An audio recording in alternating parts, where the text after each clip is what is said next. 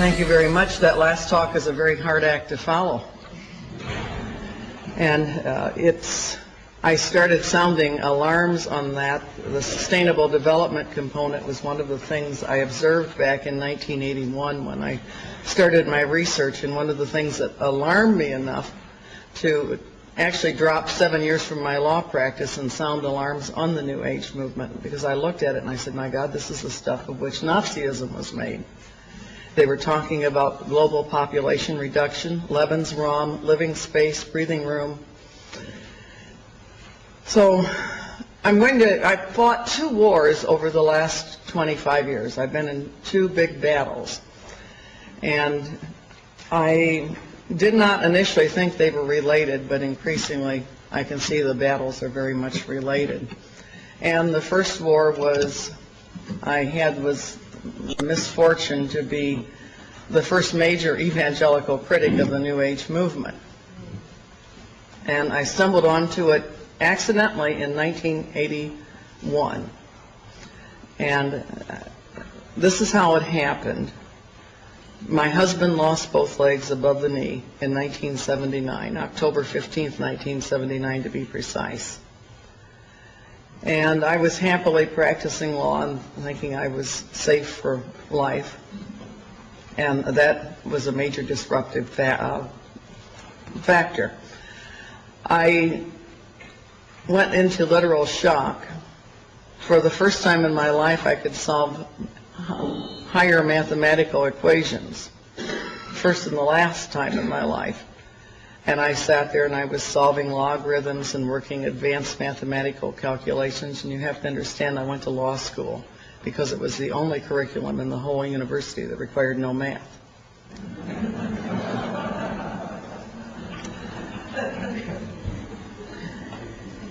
And I seriously thought I was going to have to go back to school and retrain to be a doctor. In fact, I bought numerous books on it. And then I went back to normal, 2 + 2 = 3, or is it 5? I'm not sure which. And there was a Methodist bookstore across the street from my downtown Detroit law office, Cokesbury Books. I went in there almost daily just to find things to help me make it from one day to another, because it was a very, very tough period in my life even after I came back to normal on the mathematics versus the words. And I read things that I thought would get me through a very difficult point of my life. And when I was through with the good books in the store, and they had lots of good books and lots of good authors, I found another line of books. And the books were by Baptists, Catholics, Episcopalians, Presbyterians, Mennonites. And the books were saying things like, we need a new world order. We need to make this paradigm shift. Up until I discovered the New Age movement, I thought paradigm was 20 cents.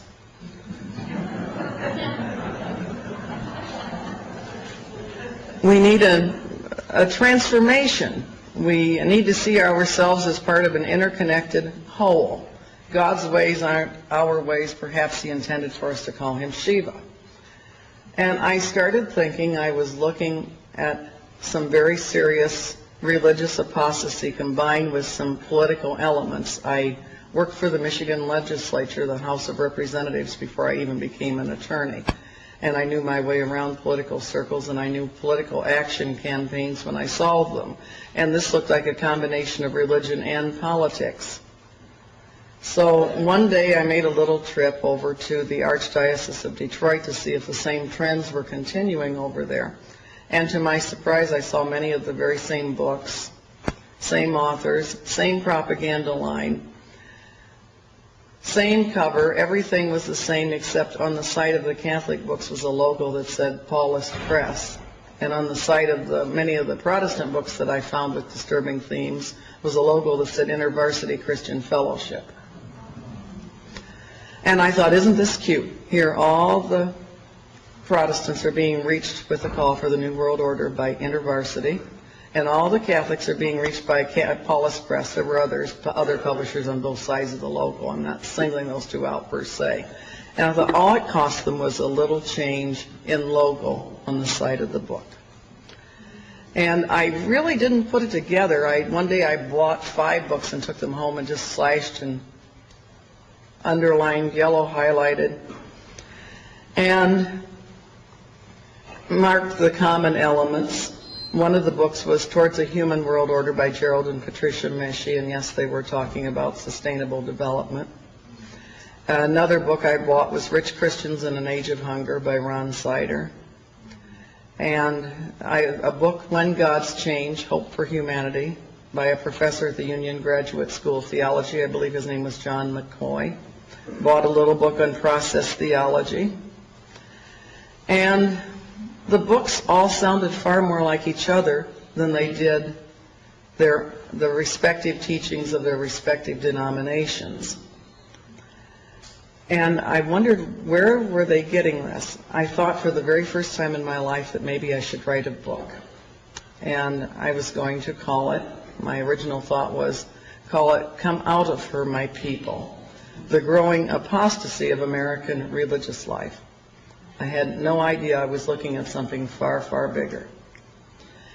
And I had a very prophetic thought that came to me. I never thought of myself as a prophet, but this day I had a thought that was distinctly prophetic. I never thought, would anybody publish your book? Would anybody read your book? The only thought that came to me was, boy, will you ever catch it if you do. Well, I wrote the book. It ended up being called The Hidden Dangers of the Rainbow, and I've been catching it ever since. And what happened to me along the course of that work was very interesting. The opposition came from where I least expected it. The support often came from where I least expected it. When I found these facts that compelled me to write it, I remember I sat there and I thought, political suicide, professional suicide, political suicide, professional suicide. And I finally, just brightening the corner where I was, I started with educating the people in close circles to me, the ones I came in contact every day. And every person in our office could tell you about this and have an intelligent discussion. Everybody that waited on me on a routine basis where I ate lunch in downtown Detroit could tell you about it. And friends that I thought would abandon me kind of closed ranks behind me and basically gave me some pretty good moral support while this was taking place. I remember I showed the materials to my pastor, who went on to become the head of Moody Bible Institute. And I thought he would take the ball and run with it. I hoped he would take the ball and run with it. Basically, he kind of looked at me like I was crazy. And at that point, I thought, my clients pay me for advice. They'll listen. So my clients, anybody that scheduled an appointment with me, ended up getting a seminar on the New Age movement, whether they wanted it or not. And they went out and they told their respective ministers and priests and friends about it. I had a call one day from a Catholic priest in Detroit, Father Edward Perrone, and he said that a parishioner who had not darkened a church door in many years had come to see him and was terrified. He said, "What did you have that scared this man so badly?" I invited him to come take a look. Well, he came to my office on a Friday afternoon. He looked through my materials. He gasped at some of them. He said, "I can hardly believe I'm holding this in my hand." And finally, he said, "I have to accept the truth of what you're saying." He said, "I saw too much of this going through the seminary." He said, "We have a terrible job facing us, how to wake people up without scaring them to death." Because when I was looking at the materials, and I have something that on the computer I'd like to show you later when I can set up adequately for the PowerPoint. But 1983, the New Agers really thought they were going to pull things off in 1982. 1982 was a target year for them. 1975 was a target year to make teachings on their new Messiah public. But at the point I was looking at it, I didn't know I was looking at that yet. I didn't understand fully what I was looking at until I found a book by a California writer named Marilyn Ferguson called The Aquarian Conspiracy, Personal and Social Change in the 1980s. And all things I found disturbing, she found encouraging. She said, now the heretics are gaining ground. Doctrine is losing its authority. And knowing is superseding belief.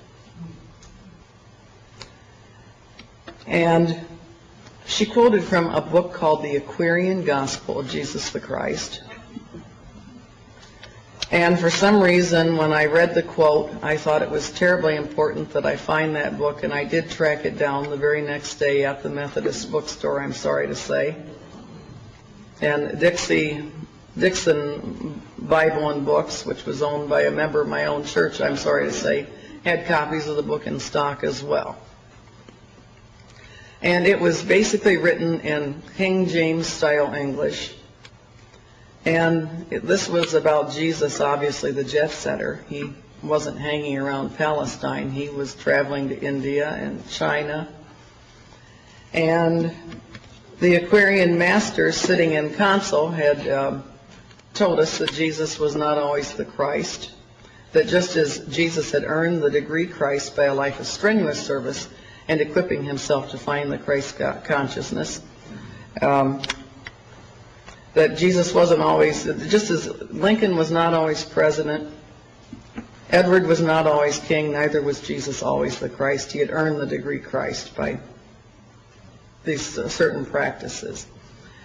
And they had John the Baptist was also out seeking wisdom, and he also had pagan masters. And John the Baptist one day asked his pagan masters per this version, the Aquarian Gospel. He said, why do we need any further illumination? These teachings, the Vedas, the Upanishads, these are so sublime, so perfect. And his master explained to him, he said, in the past when man needed illumination and progress to advance to a further point, the masters would send somebody. Said, but now the ages have passed. And he said, in their proper place, the Hebrew Psalms and Bible, the Hebrew Psalms and Proverbs were given for man's enlightenment. Said, but now that age is past, and it is time for more revelation, and Jesus is the flesh-made messenger to bring that light to man. But in the ages yet to come, man will attain to greater lights, and greater lights will be needed and sent. And I wrote in my margin a neat trick. I said, and finally at last, a mighty master soul will arise to light the way to the throne of perfect man. I slammed that book shut. I was spastic. I knew I just looked at something about and promoting and preparing folks for the Antichrist. And I had to learn more about it. The information sources were deficient. Marilyn Ferguson said that folks that were involved in this communicated with code words and signals, that they were made kindred by their inner earthquakes. And that's very important that you remember that, because that's the glue that binds them together. It's not money, it's an ideology, but it's basically mass hypnosis. Folks, by one method of mind control, one method of spiritual deviation, one method of going out of their minds, make this, quote, paradigm shift. And this is what the, quote, Christian books were also talking about. I've since collected some. One was SPCK, Society for the Propagation of Christian Knowledge. It was from England, and they actually told us we should pay heed to Benjamin Krem and Alice Bailey and Helena Petrovna Blavatsky. I decided that if they communicated that way, that maybe I could tap into that. And I didn't know what their signals were. But she said they use code words, and I was having a pretty good notion of what their vocabulary was. Things were done holistically. We lived on spaceship Earth on a crowded planet, all the emphasis on crowding, in a global village. We needed to make this new paradigm shift. We were entering this new era, so on and so forth. And so I carried 2 books with me day and night for 2 weeks, hoping I could find somebody that would pick up on it. And one book was The Aquarian Conspiracy by Marilyn Ferguson, and the other was The Aquarian Gospel of Jesus the Christ. Well, I ran into somebody, pleasant fellow, but he was bordered on the left, and he told me he was thinking of running for city council. I knew every politician in Detroit was knowing on a first-name basis. And I said some pleasant words to him and didn't think anything more about it. And he called me a couple of weeks later and said he definitely was going to run for city council, and he and his wife Marge would be so delighted if I would come to their house and join them for a coming out party the night before. Well, it was Sunday night, and to tell the truth, after I found this material, I was not interested in anybody's political campaign. In fact, I wanted to go to the nearest church and curl up under the nearest altar so I wouldn't get into any more trouble before things came down.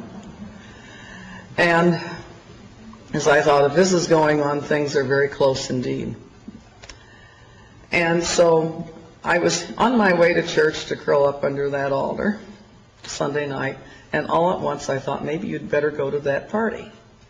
Somebody's likely to be there who can tell you more about it.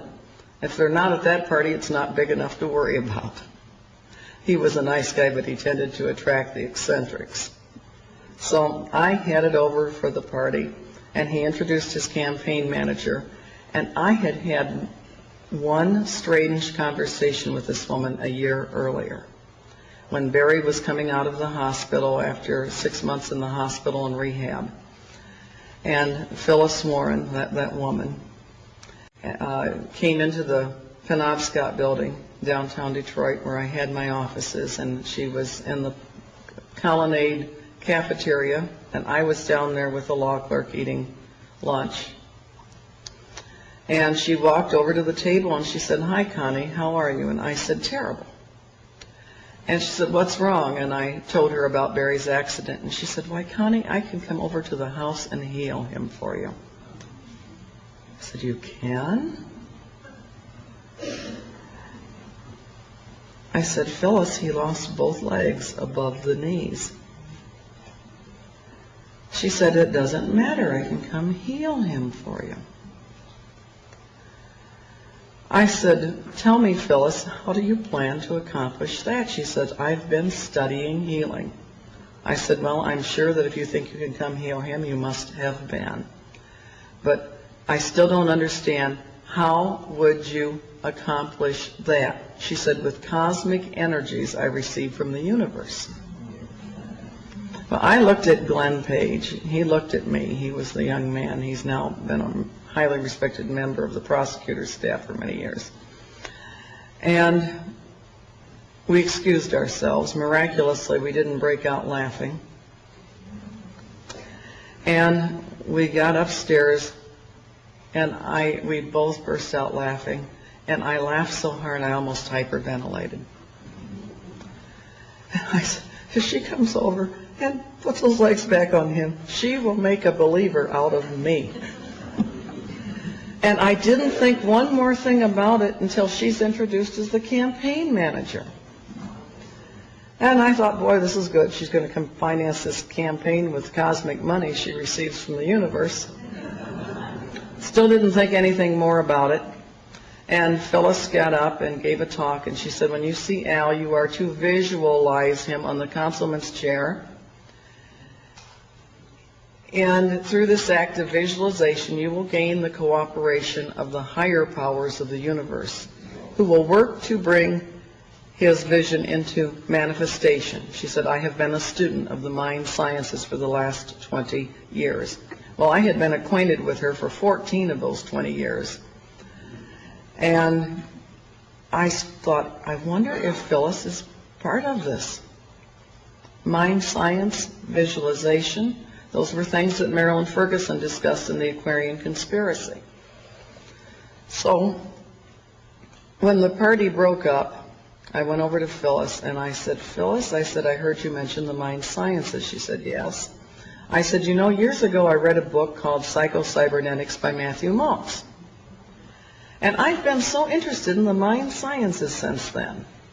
Maybe you would like to go to dinner with me and you can tell me more about it. And she said, yes. Now, you have to watch us lawyers. We're really tricky. You can get a lot of information for the price of a meal. I had a gold mine that night. I took her to dinner. She was very careful about ordering the red zinger teas and the vegetarian entrees.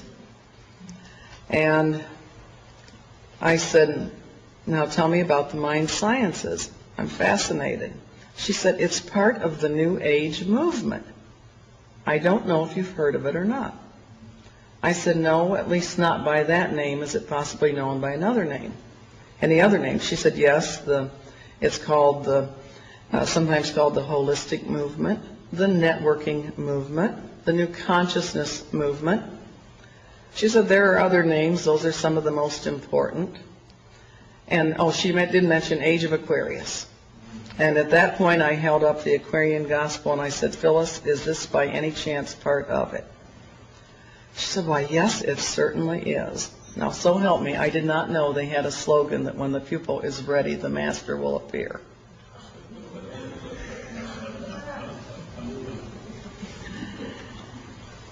And so I said to Phyllis, I said, what do you do in this movement? She said, we communicate with code words and signals. And I said, Phyllis, I've been studying on my own for a little while, the best I could without a good teacher like you. Remember, I didn't know that slogan then. I said, I think I may know some of the words. Can you help me? And she said, yes. And I said, holistic. She almost fell off her chair. Spaceship Earth, global village, interdependence, global, so on and so forth. And she told me a few more I should add to my repertoire. And then I said, well, communicating is fine and fun, but what are we communicating about? She said, we believe the mind operates on principles just as one's body operates on principles. And if you want your mind to work effectively for you, you must know those principles. So, well, that's logical enough. Tell me, what are some of the principles? And she said, the most important principle of all is karma. And I had noticed this strong thread of mysticism running through it, both Eastern and Western. And I said, Phyllis, I said, could this possibly have anything to do with Eastern religions? She said, well, yes, Eastern religions are part of it, but we're much larger than the Eastern religions. And I did an inward gulp. I'm talking about 2/3 of the world's population, and we're bigger than that. And anyway, our food's delivered. And I said to Phyllis, I said, Phyllis, I said, I have to tell you, I've read the Aquarian Conspiracy. And when I said that, she frowned very deeply. And she said, Marilyn Ferguson is a friend of mine. We've appeared on many speakers' platforms together. She said, but you have to remember her limitations. She's only a reporter of the brain-mind movement. Add that as another name. She said, her book didn't really tell it the way it was. And I really thought she was probing, because Marilyn Ferguson said they would probe to see if there was any hint of opposition, because their ideas had been too easily misunderstood in the past.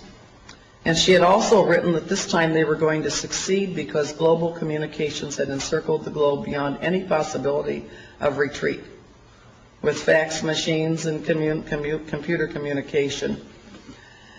And anyway, I thought Phyllis was trying to see if I was opposed to it. And I said to her, I said, Phyllis, I said, I read that book. It looked like a really good book to me. I said, tell me, what's wrong with it? She said, then she smiled and said, the movement is much, much larger than she reported it as being. And she was all smiles again. Marilyn Ferguson had understated the case, underreported the movement. And at that point I said to Phyllis, Phyllis, you're going to think I'm crazy. I said, but in my spare time since Barry's accident, I've become quite the Bible student. I am convinced beyond any reasonable doubt that this may very well be what was described in the Bible as the last day political, social movement that would bring the Antichrist on the scene. And I was really expecting her to say, you're crazy. She didn't. She still thought I wanted to come on board. She said, oh yes, she said, that's very perceptive of you. She said, I've been convinced of that for many years myself. And I had a Bible at this tape in my stack of books, and I opened it up, and I showed her Daniel 11:38 passage. He shall honor in his estate the God of forces, a God whom his fathers knew not. And I turned to a page in the Aquarian Gospel and said, one may enter fully into the spirit of the God of forces.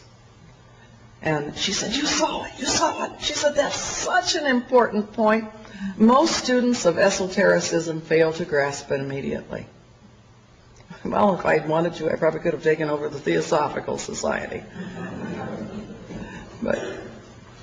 And she said, also you must remember that in the New Age movement and at Unity, she was a biofeedback instructor at Detroit's Unity Temple. She said, we believe Jesus and the Christ are two separate entities. The Christ is an office, not a man.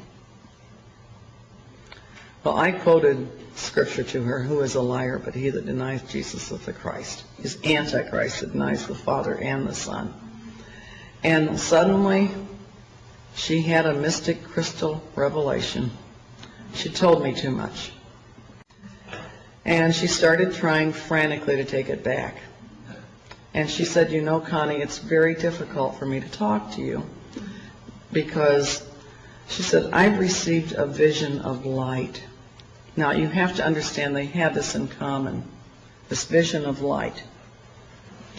She said, you should pray for wisdom that God would show you the hidden meaning of these Bible passages.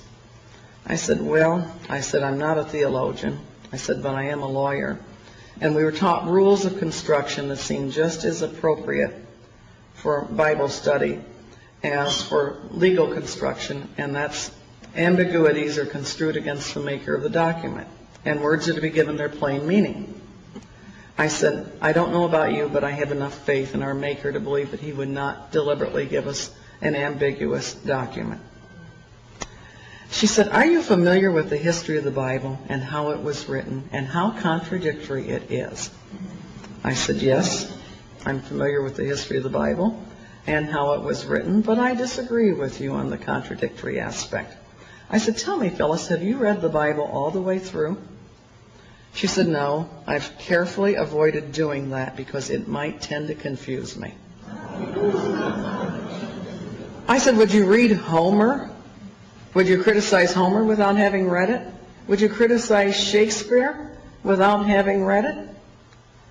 I said, let me tell you something. I said, I did read it all the way through. I said, I didn't find all those contradictions that people speak of. I said, when I read it all the way through, I said, I found myself understanding and in full agreement. And anyway, she was not enjoying her food any longer. I was enjoying mine. I wasn't going to let the devil, the Antichrist, or anything else interfere with a good meal. And she started gritting her teeth, and she says, it's just not right. It's not right. That book is simply too misleading. It shouldn't be allowed. And I looked over and I said, what's that, Phyllis? And she almost spit it out. She said, the Bible. I said, why on earth could you say a thing like that? And she spit it out again, and she said, the Antichrist is not the negative thing the Bible's made him out to be. I said, Phyllis, I said, I like you very much. Don't get caught on the wrong side of this one. And she said what is a common New Age theme, and it's their theme for the militant march they're now back on, There are no sides. Well, armed with the terminology New Age movement, I knew how to look it up. And I started collecting books, and I found the Bantam New Age series, and one of the first books I picked up was a book, and you might be familiar with this, Entropy by Jeremy Rifkin. And another book was Voluntary Simplicity by Dwayne Elgin, whom the New Agers credit with being the modern theoretician of their sustainable development movement, DUANEELGIN. And those were both books I picked up both back in 1981, 1982 on the subject. And when I started perusing the books, and I found a book called New Age Politics by Mark Satin. And he listed 25 representative New Age groups, and they range from Amnesty International through zero population growth, and about everything in between you could think of, including World Goodwill, New York. His amended version of the book has 100 on the list. And as regards World Goodwill, he said they were preparing for the reappearance of the Christ. And Planetary Citizens was working in conjunction with them. And he described this new politics. It was neither left nor right, but center. And it was about doing things in different ways, thinking different ways, new patterns. And he wrote about a very broad spectrum of groups that were consciously collaborating. And my position was, if they had the nerve to say it, I had the nerve to quote them. And so I started compiling these, and people got seminars and presentations of the informal type in my office. Professors came over from Wayne State University. I talked to an old professor of mine, and I said, I think this is a modern form of Nazism reborn. And he came over and he looked through the materials, and particularly Friends of the Earth, which was another group I'm sure you're familiar with. And another one was Dave Foreman with his, in fact, Dave Foreman wanted to reduce the Earth's population in some of the seminal writings I had to 75,000 and start over with a new nucleus. And I deprogrammed many New Agers, showing them those materials. And eventually I found a book called Running God's Plan by Foster Bailey. And he said one of the goals of their hierarchy was to have a unified Europe. He said, we tried this before, working through a disciple, using the Rhine River Valley and the inhabitants of that valley as a binding factor. That attempt was unsuccessful, but now another attempt is in full swing, namely the six-nation European Common Market. And you don't need to have been even an A student in history to have known who that disciple was. Adolf Hitler.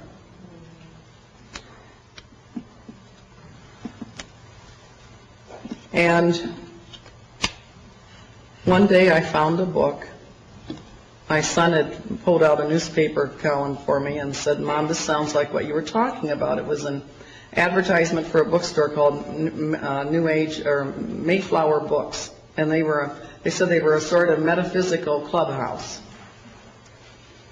And I went over there one night, and he said, we're closing. And I said, I'll pay cash, and I need some very specific things, and I'll be quick. I made a long trip to get here. And he said, well, all right. And I said, do you have anything on the New Age movement? And he looked at me like I was crazy, and he said, lady, the whole store. And he said, I said, do you have anything on Findhorn? Because I'd found a book called The Magic of Findhorn. And he corrected my pronunciation. He said, do you mean Findhorn? He said, our Findhorn section is right down there. Our David Spangler section is right down there too. And So I bought a selection of those books and a book by a very gossipy New Ager called Roland Gammon called Nirvana Now, and took them and analyzed them. And Reflections on the Christ by David Spangler you could carry into any Christian service, probably not attract a lot of attention, except they might think you were really pious. But inside that book, chapter called Lucifer, Christ, and God. And he said, Lucifer comes to bring us the final gift of wholeness. If we accept it, we are free, and he is free. And he said, the Luciferic initiation is a required entry point into the new age. And I didn't leave it at that. I never take one source as my source. I eventually found the Alice Bailey books, and I was to read from another source that they had started life as Lucifer Publishing Company, which they adamantly denied for a time. But unfortunately for them, I now have 3 books in my personal library from them when they were Lucifer Publishing Company, 1922. And Alice Bailey had been a member of the Theosophical Society. And she and her husband, Foster Bailey, had in 1922, during the years that the Theosophists were promoting a man called Jiddu Krishnamurti as their new Messiah. And they started to work in New York City. And they then formed some worldwide works.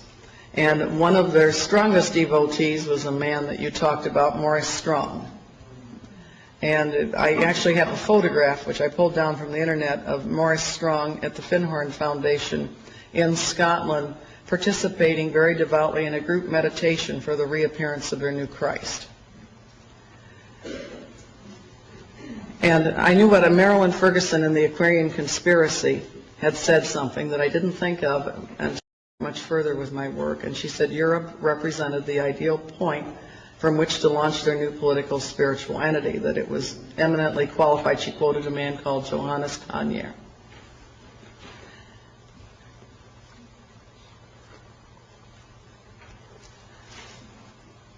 That was my first war. I started speaking against it, making presentations, trying to get the attention of anybody I could, largely unsuccessfully. We formed our own little group in Detroit. The priest that was interested had the idea that he could organize talks. He collaborated with my law partner who thought I was spending too much time on it. He was right. And that instead of seminars for each and every client, we could invite people on Saturday afternoons to have coffee and cookies and meet in the library of their particular school. And so we did. We kind of had our own ecumenical group going. We had, you name it, we had Seventh-day Adventist, Baptist, Church of the Nazarene, Catholics, Episcopalians, everybody concerned about what I was showing them evidence-wise. And it stayed at probably about 35 people coming per average. People would come, and the same people would come back every time. And the priest of the parish walked in one day, the senior priest, and he said, I'm going to have to check this out. And he said, you talk to them for 5 hours, they sit on the edge of their seats. I talk to them for 20 minutes and they fall asleep.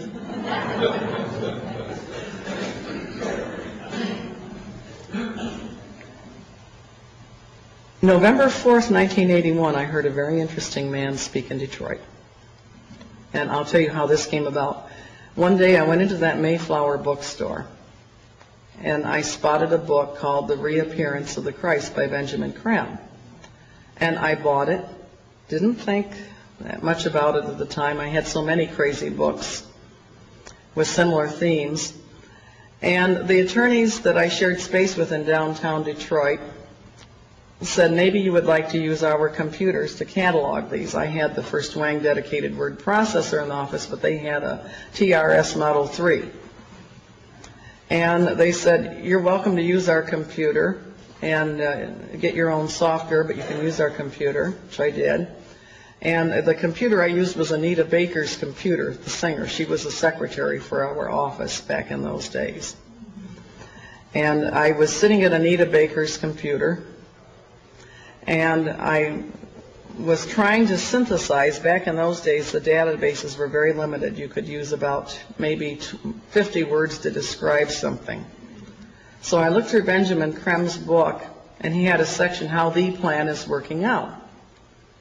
And he talked about all the political developments that were going on that they were working with. And I had suspected as much, but he was making some claims and making some fairly impressive statements. And I wrote, you have to see this one for yourself to believe it. And I carried that book then with me night and day. Went to court for a client in St. Clair Shores. I stopped at the Big Boy for breakfast. And went to court and left court. And I discovered that book was missing. Now, it wasn't the kind of book that you get on the phone, you say, hello, my name is Constance Gumby, I'm an attorney. I left my copy of The Reappearance of the Christ by Benjamin Krem at your restaurant or at your courtroom. I was kind of hoping the janitor would just quietly throw it in the wastebasket and never say another word to anybody. I've represented folks on the mental health docket that were locked up for a lot less than that. But I had to have that book.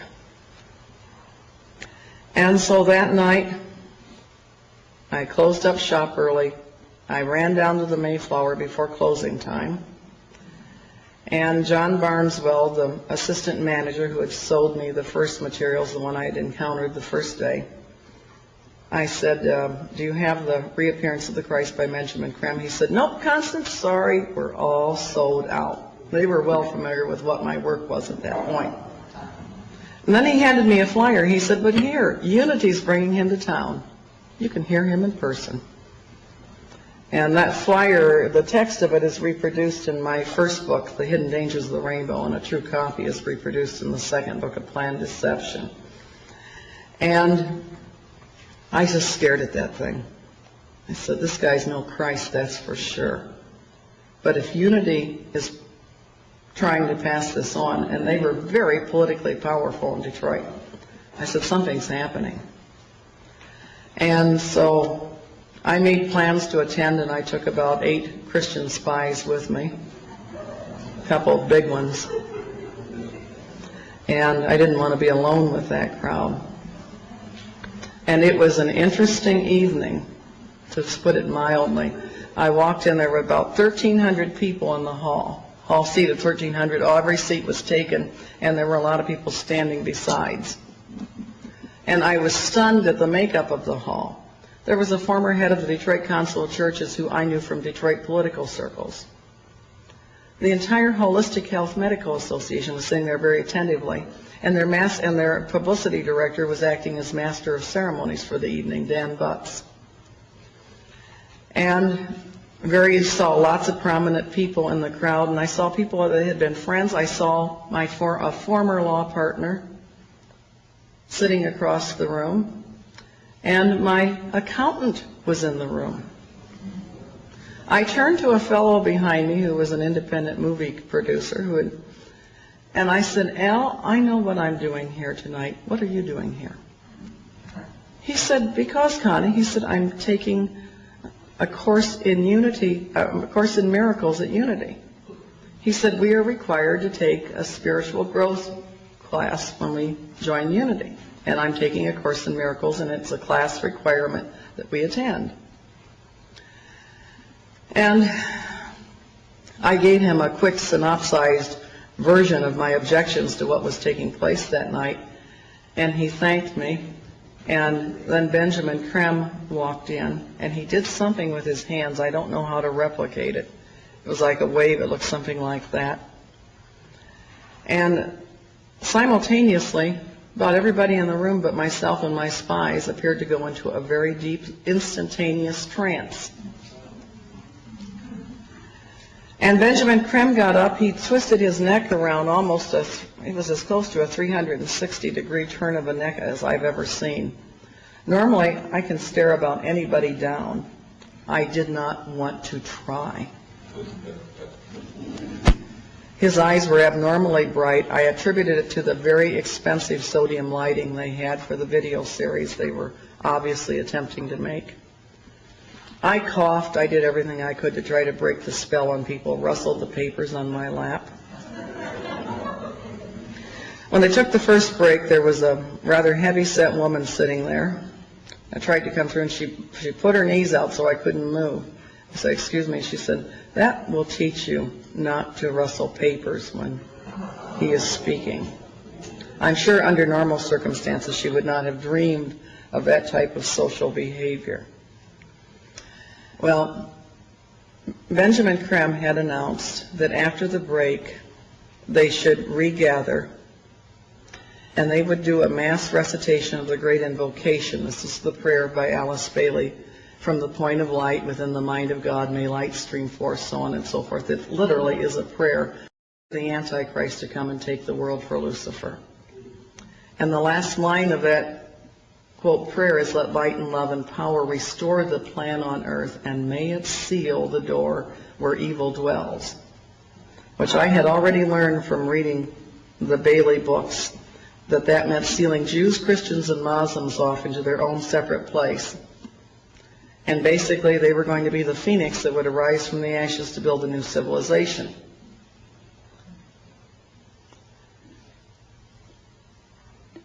Woman delegates came back. The crowd was starting to thin out. It was getting close to 11 o'clock at night. He'd started at 6 p.m. at night. I guess folks had to go to work. And the woman that came next stood next to me, very prim, little black lady, very neat, very trim. And she looked like she could have been an activist in any Black Baptist church in Detroit, head of the altar committee or something. And I turned to her as gently as I could, and I said, "I hope it does not offend you, but I will not be reciting the Great Invocation with you. I will say my own prayer." She said, "No, honey, that's all right. We all have our own paths to God." And I said, "The reason I will not say the Great Invocation is the Scripture said very clearly the Antichrist would come and deny that Jesus was the Christ." I said, "Benjamin Krem has denied it fervently all evening on behalf of this Maitreya character." And the woman said, "There's been many Christs." I said, "There's been one. His name is Jesus." And they turned from rows around and looked at me like I was from outer space. This was the church that the same area where Marianne Williamson later went to become guru and head of a large Michigan Unity church, and many of the same people were in attendance. And this was the Palmer Park church. She took the Warren church. At any rate, Benjamin Krem came in, and he promised the group they were going to recite the Great Invocation, and then he was going to have a transmission from Maitreya the Christ as soon as that thing was over. But they would say the Great Invocation first, and his literature said he'd been overshadowed by Maitreya the Christ everywhere and delivered a message. They started, "From the point of light within the mind of God, may light stream forth," and I went nice and clear, and all the acoustics in that room were wonderful. "Our Father, who art in heaven, hallowed be thy name. Thy kingdom come, thy will be done." And I did that every single stanza. And they got down to the last part and said, "Let light and love and power restore the plan on earth, and may it seal the door where evil dwells." And I said nice and clear, "May Jesus Christ return to earth and end the evil present in this room tonight."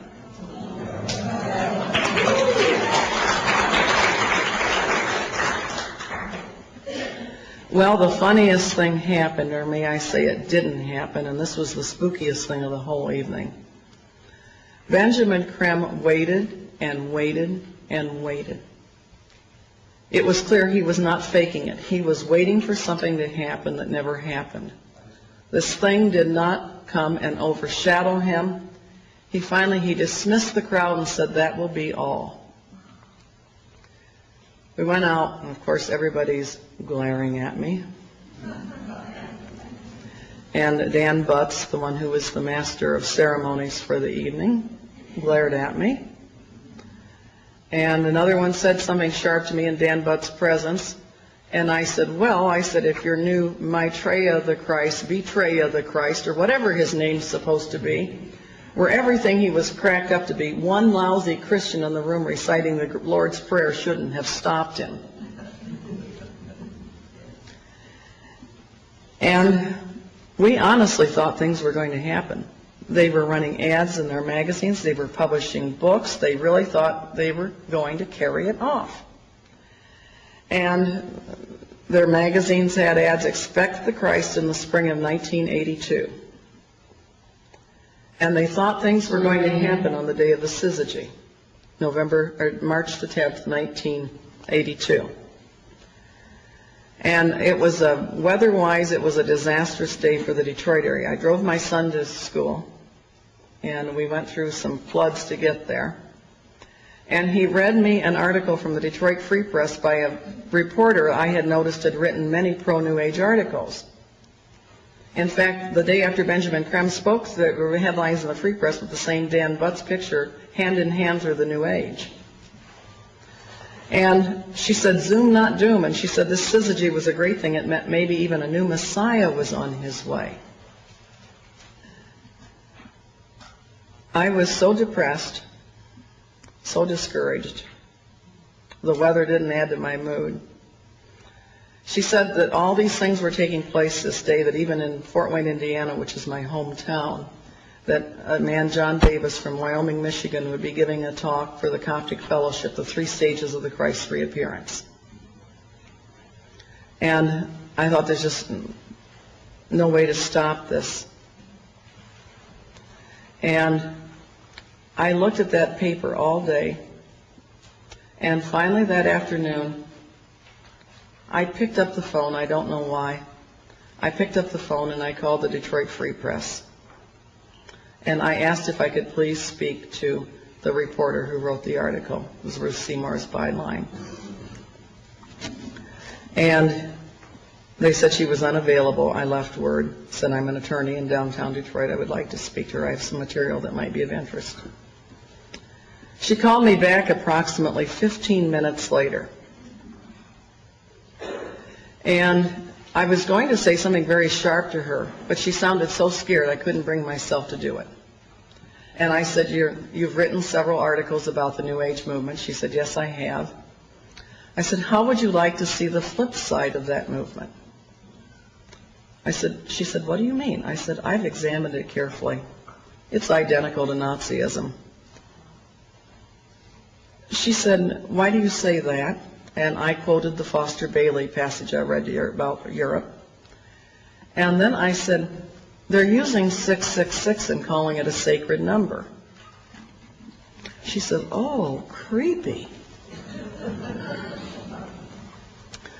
I said, I lecture on this every other week at St. Genevieve's School in Livonia. I said, if you like, I would be very happy to make a copy of my lecture notes outline for you. And you can check my references for yourself and see if I've been accurate. She said, no, if it's all right with you, I would like to come over to your office right now and look at your materials.